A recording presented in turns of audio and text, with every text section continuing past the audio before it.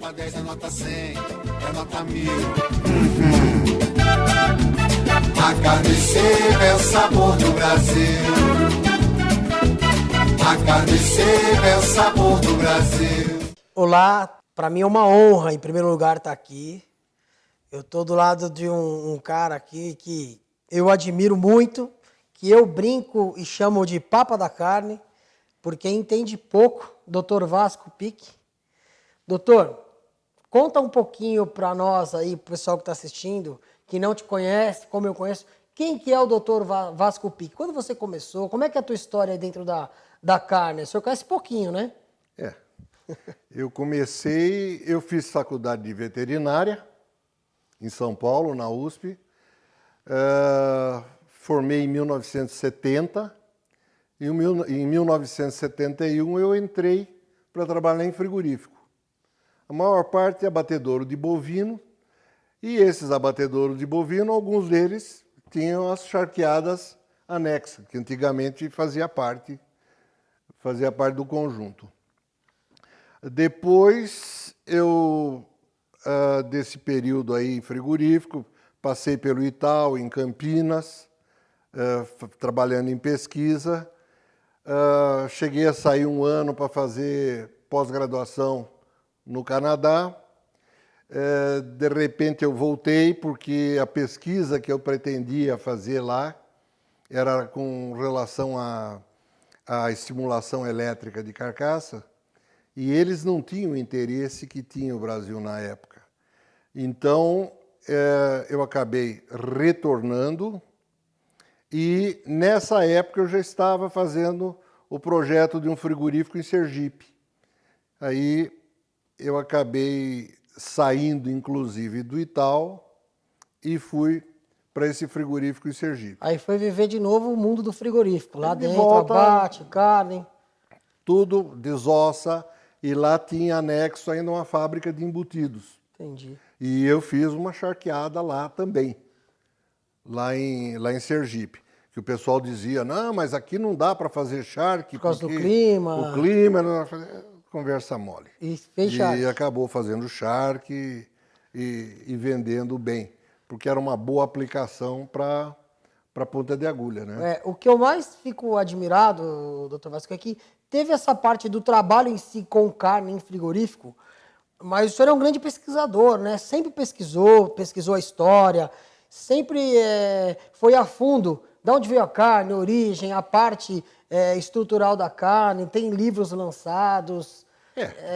Isso que eu sempre admirei, que acho que é uma grande curiosidade que as pessoas têm de saber realmente história, saber de onde veio a carne, como é que surgiu. Isso para mim é quase um vício. Eu sempre gostei de história, e eu sempre procuro verificar de onde veio a coisa. Então, e assim foi. Eu tive a oportunidade de trabalhar com pessoas excepcionais dentro da indústria da carne, que abriram muitas coisas, deu oportunidade para aprender, e também no charque. No charque eu vivi em algumas empresas aí, aprendendo realmente com gente que vivia o dia a dia aquele charque. E eu procurava anexar o lado técnico e científico. Pesquisando mesmo. Pesquisando. Então, assim, pessoal, nada melhor do que Dr. Vasco Pique, o Papa da Carne, para explicar para nós aqui um pouquinho da história. Gente, carne seca, ele estava me falando aqui antes de começar o programa, que é muito mais antiga do que a gente pensa. Aquela história que o senhor começou a falar de Cristóvão Colombo, como é que começa essa história da carne seca? Antes de chegar o charque no Brasil, já tem uma história aí de carne seca. Como é que começa isso, doutor Vasco? Sim. Quando surgiu o Tratado de Tordesilhas, foi em 1492. A Espanha e Portugal resolveram dividir o mundo em duas partes, uma parte para Portugal, outra parte para a Espanha. E disso, um dos navegadores da época, que não era nem português nem espanhol, era um genovês, o Cristóvão Colombo, foi e acabou descobrindo a América em 1492. Depois, ainda naquela separação, os espanhóis tinham um caminho, porque a meta era atravessar por Constantinopla e chegar no Oriente. Só que os espanhóis tinham um caminho e os portugueses tinham outro caminho contornando a África. E aí o Cristóvão Colombo chegou na América, e lá ele já encontrou carne dessecada. Ou seja, a história da carne seca... a gente nem sabe falar quando começou, porque ele já encontrou ela pronta ali. Os indígenas de lá, os indígenas americanos, eles faziam o tal do pemmican, que era feito com carne de bisão. E eles adicionavam a gordura do próprio bisão e tal, e faziam um produto que era uma fonte nutritiva para eles. Entendi. Na África do Sul já tinham outro tipo de carne cortada em tiras. Salgada também, já dessecada? Não, era do mesmo tipo, só que salgada era o biltong. De vez em quando falha um pouco. Mas o biltong eram tiras de carne seca, salgada da mesma maneira. E quando os espanhóis começaram a percorrer a descoberta deles na América, isso aí já foi no começo do século seguinte, eles acabaram tendo contato com os incas, que tinham o Império Inca, eles estavam localizados ali no Peru.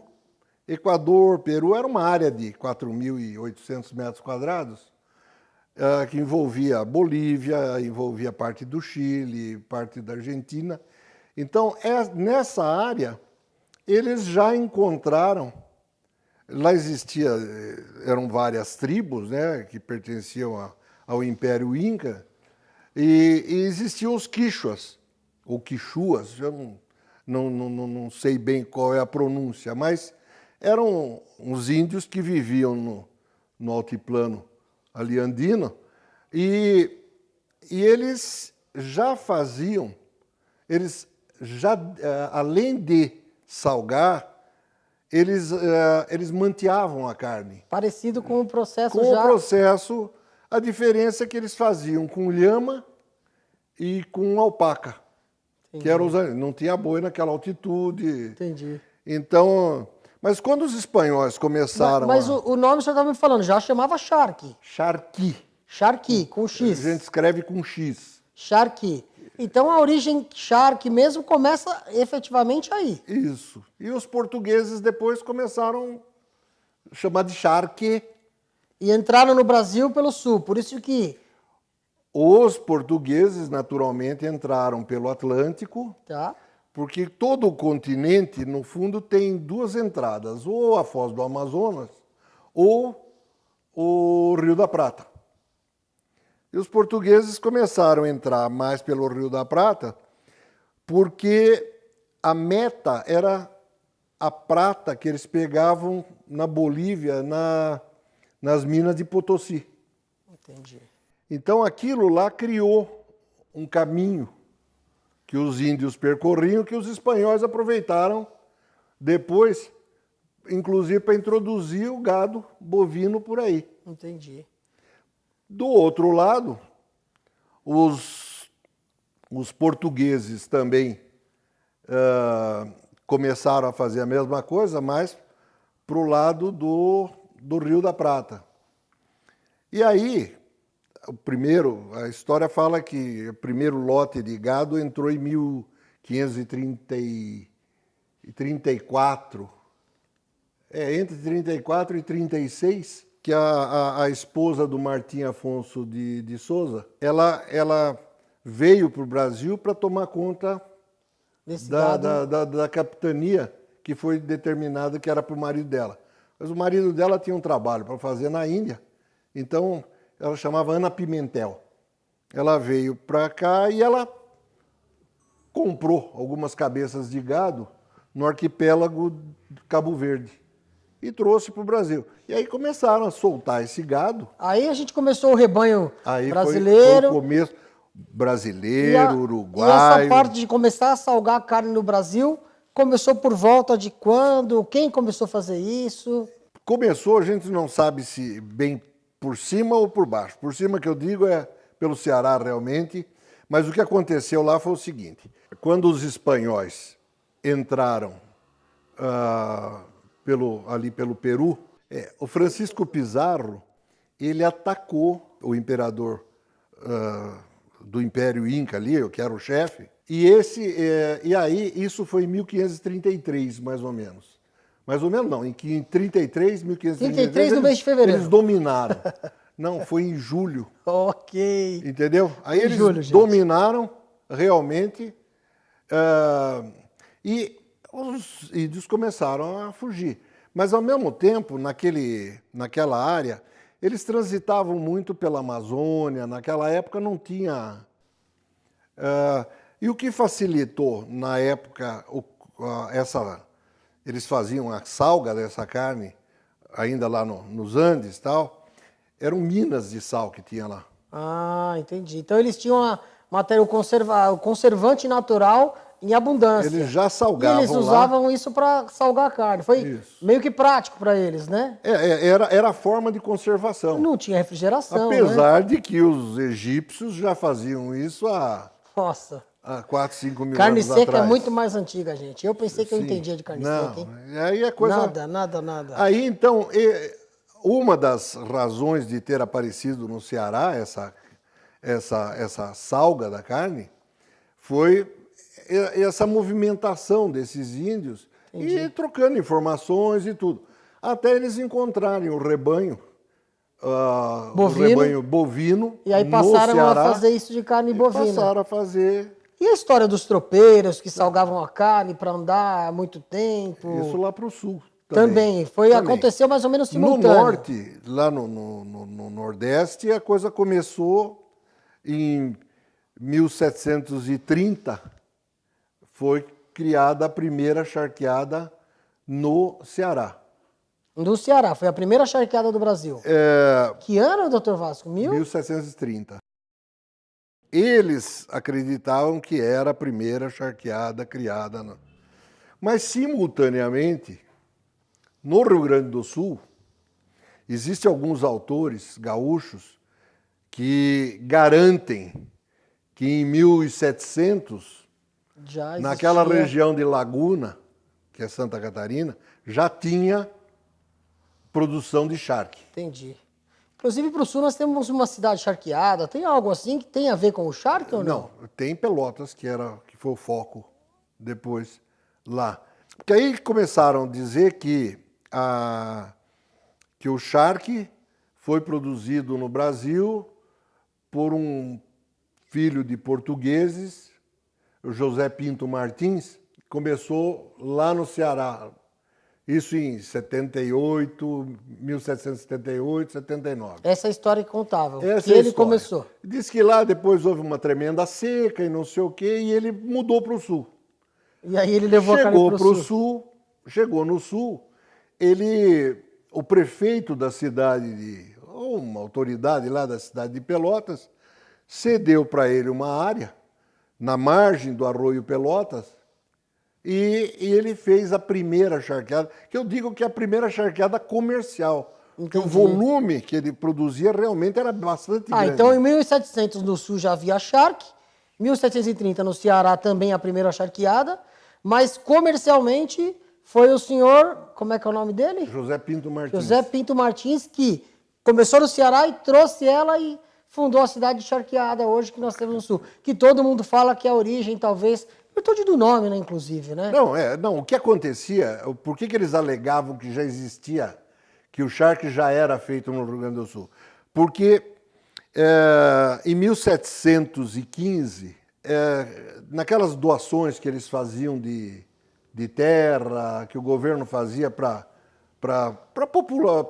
povoar o lugar, estado trazer. e tal, movimentar a economia. Então, já existia um lugar chamado Estância da Charqueada. Entendi. E isso era de 1715. Quer dizer, se existia a Estância da Charqueada, era sinal que fazia charque. Mas era em quantidade pequena. Não era comercial. Depois tinha uma outra tal de Praia da Charqueada também, e em 1744 afundou um navio que transportava jesuítas, que eles iam dar a volta e iam para o Chile. Aí afundou na Praia da Charqueada. Afundou na Praia da Charqueada. Então, um autor gaúcho lá, Aurélio Porto, ele afirmava que, não, o charque começou aqui antes de começar lá. Na realidade, esse José Pinto Martins, ele chegou e em 1780 realmente começou a funcionar essa charqueada. Comercial, a primeira charqueada do Brasil. Exatamente. E Gente. aí fornecendo toda a agricultura canavieira que veio depois e tudo. Fornecido isso aí, o charque que vinha de acabava fornecendo, alimentando toda a economia do lugar, né? Exatamente. E exportava, inclusive, na época, o charque ia lá para Havana. Pessoal, o papo aqui, se a gente deixar, vai longe. Vai. Porque a história Não sou eu que vou longe. A história é vai interessantíssima. Se a gente realmente pegar para conversar aqui, nós vamos longe. Como nosso tempo é meio curto, doutor Vasco, obrigado. Acho que ficou claro para as pessoas realmente de onde começou o charque. É uma história interessante demais. Eu pretendo... Bom, já está escrita essa parte. Nós vamos estar no lançamento do teu livro, inclusive, né? Está previsto para quando o livro, doutor Vasco? Eu quero ver se até o final do ano... Até o final do ano tem o lançamento do livro aí, fresquinho, só sobre carne seca, né? Jack beef, charque... Isso, tudo que processo, envolve... Eu estou vendo se eu consigo receitas. uma maneira de introduzir, inclusive, a carne de sol nessa... Que legal. Que aí é mais assunto, gente. Por hora eu queria agradecer, doutor Vasco. Foi um prazer. Obrigado. Aí eu também, um prazer falar com o senhor aqui, que eu admiro já de muitos anos. Muito obrigado. Obrigadão. Gente, vamos curtir o vídeo aí, ó. Mais um. Carne seca tem história e muita história, hein? Até mais. E aí o pessoal fica falando, não, carne seca começou no sul. Eu falei, gente, para, vocês não sabem de nada. Vocês não sabem de nada, hein? E agora, Tio, você pode falar também, vocês não sabem de nada. Você pode encher o peito e falar assim, você não sabe de nada.